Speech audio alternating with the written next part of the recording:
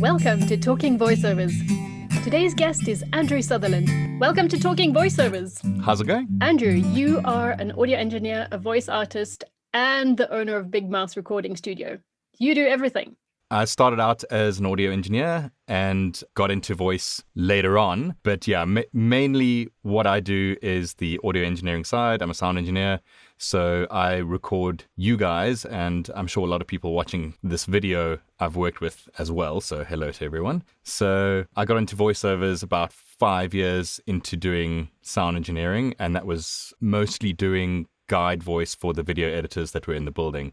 And after a while, the clients that we were doing this for started liking the way that I sounded. So I started doing more and more voice work from that end, and then started doing more voice work on top of that, and got into that like that. So I guess when you were a schoolboy, you never dreamt that one day you're going to become a voiceover audio engineer. No, I was always into the sound side of things. Back in school, worked a lot of backstage stuff for productions, and I was on the sound and lighting and backstage crew. So there was an interest in sound from way back, but I had never thought of voice artistry as the thing I'd end up doing a lot of later on. In fact, it wasn't something that I'd even considered back then. Or even knew existed. So yeah, going into sound engineering was mainly to do post-production work, to kind of do the fun film stuff. And that is what I do. But the voice stuff kind of came after. And yeah, it's been a lot of fun. I would far rather be doing voice all day than fixing sound all day. Is it easier? No, but it's more fun. So how did you get into sound engineering from school? How did that process happen? I was doing sound for backstage productions for the school theatre and stuff like that. I was already kind of into that kind of stuff before finishing school. So after school, I enrolled at the Academy of Sound Engineering, and I did proper courses and learnt how to do it professionally. Yeah, from there, started out working at a small recording studio as an appy, and kind of just following what the lead engineers were doing, kind of recreating his work, and kind of learnt on the fly. And I think that's probably how most sound engineers start out as well, is they copy a lot of other people's work and then, start doing their own afterwards. And then you bought your own studio. So I started off working at Chili Pepper Studios, and when that studio closed down, there were a bunch of guys in the building that got together and created Big Mouth Productions at that time. A lot of those guys went their own separate ways, and when Big Mouth Productions kind of split, I bought over the audio side of that business and started Big Mouth Studios, which I still own and run. And from there, a little while ago, started developing a platform for voice artists and a casting solution for clients, and that is called Voiceme. That is the newest side of my business, and very exciting for all of us in voice. Well, let's talk about it. Tell us more about Voiceme. Voiceme is a voice casting solution for clients to find voiceovers and book them for their jobs. And they can do that by going onto the site. It's a searchable artist database. And in the search form, they can fill in stuff like the gender of the artist that they're looking for, their vocal range, accent, language, ethnicity, if it's applicable, and narrow down their searches to find the voice that's perfect for what they're looking for. And how the system does that is it's got a mathematical algorithm that ranks each voice clip out of a score of 100% and presents those results for the client on the page as a best case first scenario. So the artists that are signed up on the site will be found based on what they have loaded onto the site, and the more clips and the more things that they've got up on the site, the more likely they are to be found by the client looking for specifics. It's an intuitive search engine for voice. Can anybody sign up, any voice artist? Yes, we have 3 subscription models. There is a free option, so you can sign up as an artist for free and have one minute long voice clip on your profile, which will be in one language, one accent, one category, and that will get you onto the platform and being able to be found in those search results. Then we have a standard subscription, which is 600 Rand per year, and that subscription allows you to upload more clips and be in more categories, up to 10 clips at 1 minute each. And And obviously, the more clips you have on the site, the more likely you are to be found by clients. And then on top of that, there is a premium subscription as well, which allows you up to 25 3-minute long clips. So if you have longer clips or you need to upload more than 10, premium is the way to go. So even somebody who's just started out could theoretically load up some clips on your site. Absolutely, yes. What it does is that, unlike some other casting platforms where a search criteria is experience, we've developed the site so that experience, although it is a selectable criteria once your results are shown, it's not by default in the search parameters of the site. So it kind of gives a level playing field to everyone that's loaded on the site, whether they're brand new or have 50 years experience in voice. The search engine will show results that are best for the client. So if that result is a new voice that happens to suit better than a more experienced voice, they will rank higher in the search results. Although that experienced voice will still likely be in that list, the ranking out of 100% might be slightly different depending on what the client's looking for. And you allow a search criteria for different languages as well. Yes, we've got all the South African languages set up on the site. The site is primarily aimed for South Africa. It's made for SA, although we are catering to some of the other countries around us. So there are other languages from the other major markets that are produced here. So we've got some of the Nigerian languages on there. We've got Portuguese, we've got French, a couple of other African languages that are used in production in South Africa for other markets as well. So if you do speak languages other than those that are in SA, there is a good chance that it is loaded on the site already and you can upload clips for those languages as well. And if your language isn't listed, just let us know and we'll add it. That's fabulous. It really makes it a worldwide platform. Yes, it does. Yeah, look, I mean, it's very different to the big worldwide casting platforms in that those bigger platforms are really based on from the client side in any case, post a job, get auditions back and choose an artist based on their audition. And that can be a very cutthroat race to the bottom of the budget model. So what happens on those sites is that you'll get voices auditioning on jobs that are just lowballing the fees just to get as many jobs in as they can, which may work for them, but at the end of the day, fair rates are more important than more jobs, in my opinion, anyway. For sure, definitely. And that's a big question. Let's talk about rates.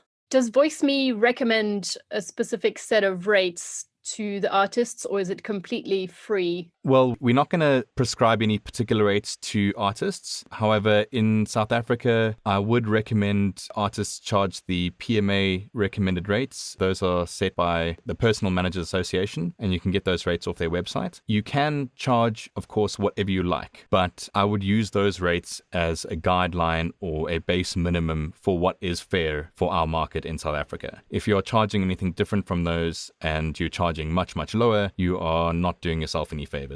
You can get paid a lot more for what you do if you stick to those kind of guidelines from the PMA. But can you justify for somebody who's just started out charging the same fee as a professional would?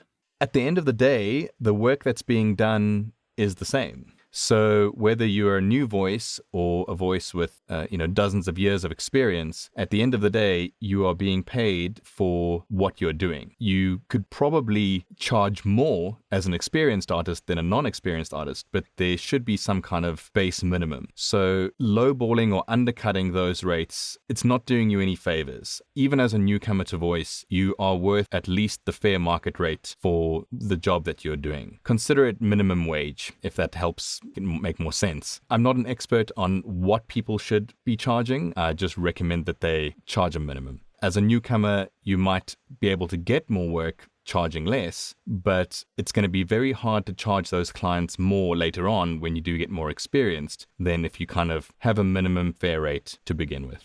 That is a good point. But then what do you do when the client just won't hire you because you want to charge PMA rates and they don't want to pay that much money? I think it depends on what the client is really after and, what those PMA rates end up being. There's a broad range of categories that things can fall into in voice. So at the end of the day, you can justify what you think is fair. It depends what the client really wants. If their budget is incredibly low, then it may be more worth your time passing on that job than taking it on and being kind of abused, for lack of a better word, for your skills. It's kind of hard to say. Rates is a very touchy subject for a lot of us in this industry. So it's just my opinion.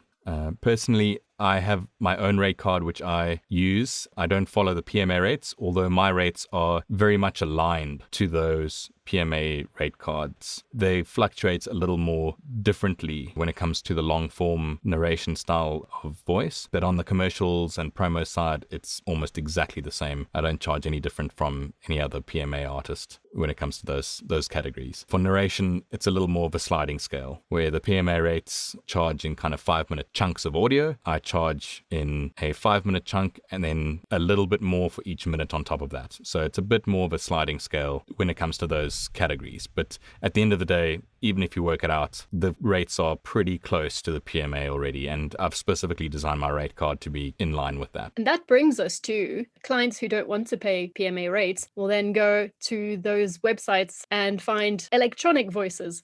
What do you think about that? Do you think the human voice will ever be replaced by machines? Well, I don't think we have that risk yet, especially when it comes to the public kind of voiceover market where it's like brand voices or advertising. I don't think we're going to be replaced by machines anytime soon. Those synthesized voices have been designed more as kind of assistants or on-screen readers. The tech was designed for that in mind. It was never meant to replace human voices. It was more to help either people that have difficulty reading, for them to have something that reads text on screen for them on devices. And you'll find a lot of blind people will have that kind of technology available to them. They have on-screen readers or a device with them that helps them read text or read their messages on their phones. And that's where that technology was originally designed for, is to help people get information without them having to read it themselves. And you'll hear even in airports, a lot of those announcements are synthesized voices. They're not made live by people, especially the stuff where it's date and time or different flights. A lot of that is a synthesized voice. Oh. So, and there's plenty of industries out there that use those kind of synth voices for that. They are a little bit different from the kind of robotic style ones, and because they've been created for a very specific purpose, i.e. airport announcements. So the voice sounds very clear. Sometimes there will be people that are making those announcements, but a lot of the time, especially in the bigger international, busier airports, a lot of those voices will be synthetic. When it comes to kind of our voiceover industry, when we're talking about like narration or ads and stuff, there are tools to create voice for those things that just don't sound great. And there's a bunch out there, and I'm sure you've seen the ads for Speechlo and Talkia and Amazon Polly. All of them use the same synthetic neural net engine, whether it's the one that was developed by the Google DeepMind, which I think was called WaveNet, or Amazon's one, which I can't remember the name of the actual neural thing that it was created for, but they all use the same kind of technology. They take words and then group those words into sounds or phonemes, groups of letters, and they synthesize those sounds into a voice. And way back in the beginning of that technology, they would record actual voice actors speaking all of those words, and those neural AIs would then learn the speech patterns of that particular voice and then be able to synthesize them. These days, the technology has got to the point where the computer can actually synthesize that voice without the recording of actual people, which is why a lot of them sound a bit more robotic than they usually would. But there are a few out there that could be used to create more human-sounding voices, but the idea that it's going to replace us as voice artists, I think, is still very, very far away. You can't get emotion in a voice from a computer. No matter how many nitty-gritty things you can adjust in those programs and apps, it's never the same as a real person. At the end of the day, it's just text to speech. The computer can only do what it's told to. It's very hard to tell an AI voice to be brighter or, make it more deep or be more emotional on the sentence. It can't do that. Not yet, anyway. I see that a lot of voice artists are actually refusing any jobs where they know that it's going to end up as text to speech because they're afraid that their voice is going to be used in creating a machine voice like that. Yes. I would personally advise against any kind of job that comes up where it looks like what you're reading could be created into a digital voice, unless you have some very good legal contracts that allow you control over what's recorded. And there are a few apps out there which will allow you to create your own voice as a text-to-speech. The one that I know of is called Descript, and I'm sure you can go and watch those videos on how it works and stuff. But essentially, the way Descript works is you record about 10 minutes of your own voice, which is on a script that's provided by them, and it creates a synthetic version of your voice, which you can then edit in text on screen with your videos and produce voiceovers. But it is going to be only in that the style and the pacing and things that you read in that particular script that you used for it to learn. So it's still new technology. It is a lot better. It uses the Lyrebird AI for its kind of processing. That means there's different AIs that work the synthetic voice to make it sound more human. So Amazon has its Poly AI, Google has its WaveNet, there's some others out there that I can't remember the names, but essentially their AIs all think a bit differently. And Descript uses something called Lyrebird, which used to be a separate company, but has now been purchased by Descript. And those synthetic voices sound like you. It'll be very difficult to tell the difference between you, whether you read it out live or if you use Descript to create it. But there's this very specific thing that they do when you create that voice. You create it for yourself, for your own profile. It's not available publicly. And part of the paragraph that you read specifically says that you do not give permission for anyone to use your voice without your permission. So it's for self-use. But doesn't that open the door to fraud? Imagine that you're a person who has your voice on the internet quite a lot, like, say, a politician or somebody famous, and then they use that same technology to record your voice and then be able to make you say things that you never said. Would that be possible? Well, essentially that can be done, and it has been done. It's almost like deepfake technology, the same stuff that happened with the images and video. They take the audio and they kind of learn it, and then they can create whatever you want. However, if you are the person that has kind of been exposed to that kind of thing, and it definitely isn't you, there is legal precedence for you to kind of challenge those things. So it doesn't mean that it's going to stop, but yes, it would be fraud for people to use it without your permission. The same as anything. If you record an ad and it's been used without your permission, you have legal recourse to tell them to stop using it, whether you recorded it or used it on a AI. You need to be paid what you do for your voice. But then conversely, you could go and say something terrible and then say, oh, no, that wasn't me, that was deepfake. Yes, you could. My advice is don't say those things. For sure. Don't put it on the internet.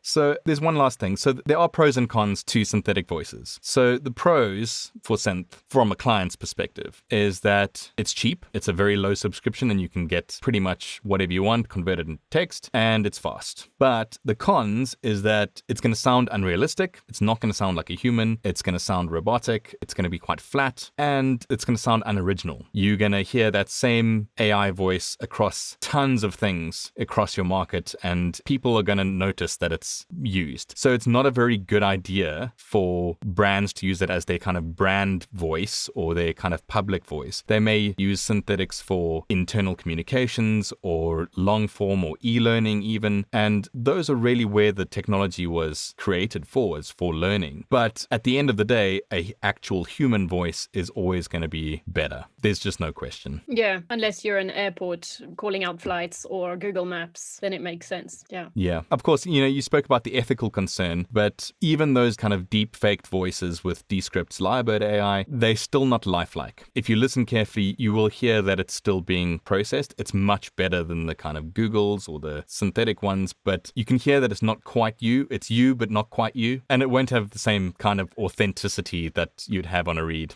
But anyway. No, but it's very interesting because it is a subject that comes up again and again on the various groups on the internet. Yeah, for sure. How has the pandemic changed your life and your way of working?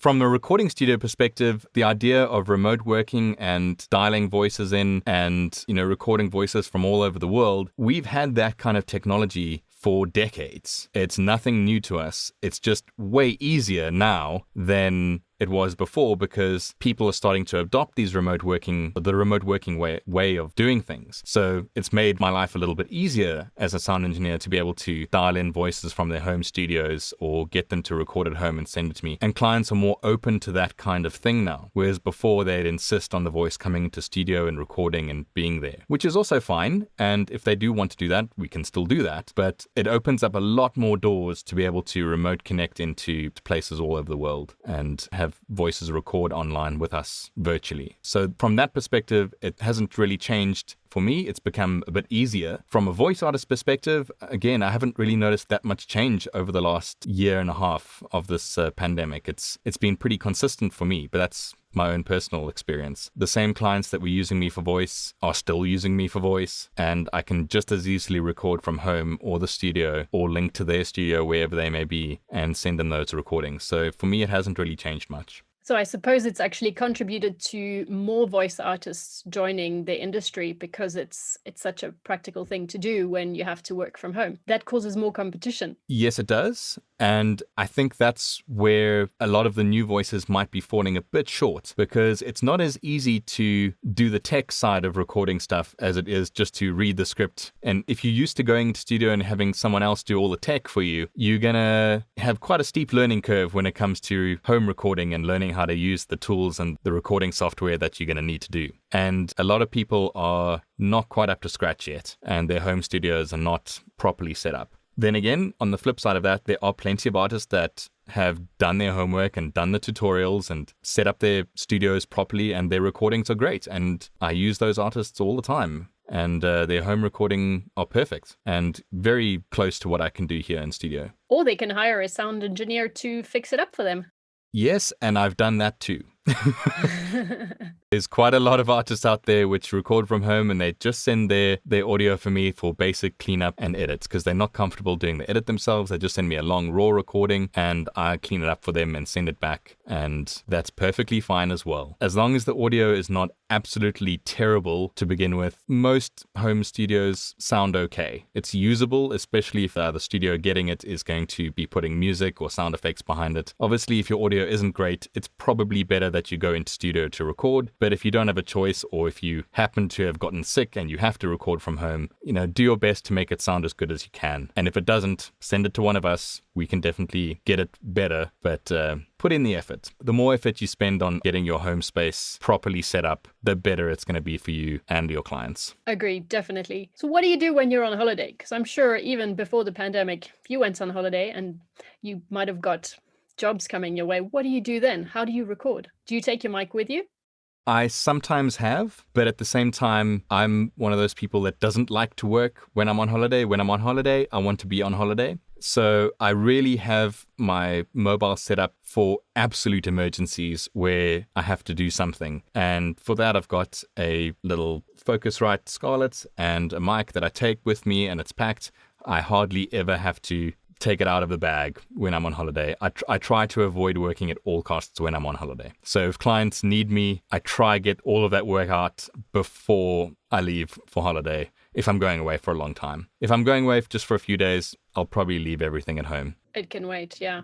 But if it can't wait and you do have your setup, do you hide yourself in the closet, under the bed covers? How do you do it? The easiest place to record, depending on where you are, for sound is probably in your car. If you have a nice enough car, it's pretty insulated. And if you can park that car in a garage or somewhere quiet where you're not getting much outside sound, you can get pretty decent recordings in a car. It'll still sound like you're in a car, but it won't sound like you're in a warehouse. The other option is recording under a duvet or a blanket or in a closet. If you are going to go inside a closet, make sure there's something on the walls to make it sound not like a closet, but it's not great to record like that. It's never comfortable, and I find I get more irritated recording under a blanket or in a closet or in one of those places, or even in the car, than I would anywhere else. So I will avoid doing that as much as possible. It'll have to be an absolute emergency for me to actually have to record like that. I hate doing it, but I will if I have to.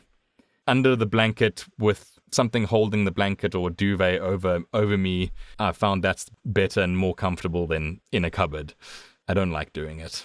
I mean, even at home, I've got a small little setup at home, which is nothing like the studio here. What I've done, I've got a very tall tent, and I sit inside the tent and zip myself up, and that tent has got duvets and sleeping bags over it, and the sound is great, but it gets very, very hot inside there. It's just uncomfortable. But the sound quality sounds exactly like my booth here, but I quite often sit there in boxers and no shirt because it's just incredibly hot to sit inside this little 1 by 1 meter tent to record. So I would prefer to drive out to the studio and record here if I have to. I've done very few recordings from home. The last few that I did was in level 5 lockdown last year, where we couldn't come to studio, and that's the only reason I had it set up, was for those situations. And the recordings came out fine. I don't like recording not in my own studio. It's way more comfortable here. Do you have any advice for people starting out? What is your little golden nugget? My advice for new voices coming out is to read everything. Read everything out aloud, perform it, make it crazy. Even if it's just a magazine article, channel your inner animaniac and read it out as if you are one of those cartoon characters, just to kind of get your confidence up. So it's really just about knowing where you can push yourself. Read a lot. It'll help you so much. Instead of watching TV, read a book, read a magazine article. Doesn't matter what it is, but read it out aloud and practice reading out aloud. That's the only way you're going to improve your voiceover. It's doing it. And get onto those casting sites. If the casting site has a free option, sign up for the free option. You will get sent scripts and audition stuff every single day. And whether or not you suit the voice, or you can actually reply to the audition or not, you get actual scripts from actual clients that you can kind of practice with. So just record everything, practice everything, read everything out aloud. Try, if you're looking to do more accent stuff, read it in a different accent. There's so much you can do to help improve the way you sound. But the bottom line is read out aloud all the time, everything you come across. If you hear an ad while you're driving, try mimic that ad as it goes. Try be that guy that you hear on radio, or that girl that you hear on radio. You'll find that after a while, maybe you will be that guy or girl on the radio. Yeah, I gotta keep hoping. With enough practice. Of course. Yeah. Do you think that it's okay to use the scripts you get for auditions as demos, as your demos that you put up on the sites? It is fine as long as you check with that client, or at the very least, rewrite it slightly so that any brand names or anything kind of that would be associated with that script isn't there. Audition scripts generally are real, actual scripts, so I wouldn't use those. But if you do, change them enough that it's not as obvious that that's what it was for. Or even better, write your own scripts. Or there's plenty of resources online which has pre-written demo scripts that you can use for practice. Voiceme has a bunch of scripts that I had written specifically for the site. Those are free to use for any subscriber that signs up. Sign up on Edge Studio's site. They have thousands of scripts in various categories across the board that you can use and practice and use for demos. There's probably 20 or 30,000 scripts on their site. And do you think that producing your demos yourself is a good idea, or would it be better to go to a sound engineer like you to get a proper demo? I think you will probably get a better demo if someone else is producing you, especially someone who's produced demos for other people as well. They'll be able to kind of coach you and get a better performance out of you than you would self-perform. You can do your own demos. There's nothing wrong with that. But I think you'll get a much better demo if you do go to a professional studio or someone that can just guide you and kind of coach you a bit and get the absolute best you can out of your read. And I can do that for you guys as well. And I've done your demo. You did? A few of them, in fact. Well, thank you, Andrew. That was really super interesting. Thanks for joining us.